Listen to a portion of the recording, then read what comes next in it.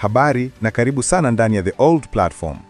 Mimi naitwa Joktan Elvin na leo nakuletea mwongozo kamili wa namna ya kuangalia matokeo ya darasa la 7 mwaka 2025 kwa mtihani uliofanyika mwezi wa 9 mara tu yatakapotoka rasmi kupitia tovuti ya Baraza la Mitihani la Taifa, yani NECTA.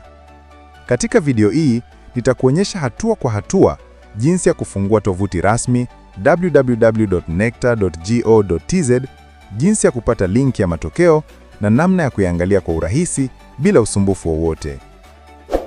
Hivyo basi, kama wewe au ndugu yako mnasubiri matokeo, vizuri sana. Joktan Elvin nimekuletea mwendelezo wa hatua zote muhimu ambazo unaweza kuzitumia kwenye video yako The Old Platform.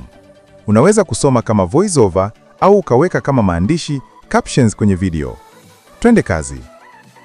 Hatua za kuangalia matokeo ya darasa la 7 NECTA 2025. 1. Fungua browser kwenye simu au kompyuta yako, mfano Google Chrome, Opera Mini, Edge au Firefox. 2. Andika tovuti rasmi ya NECTA www.necta.go.tz kisha bonyeza enter. 3. Ukiingia kwenye ukurasa mkuu wa NECTA, tafuta sehemu yenye maandishi results au matokeo. 4. Bonyeza hapo kisha utaona orodha ya mitihani mbalimbali, mfano PSLE, CSEE, ACSEE na kadhalika. 5.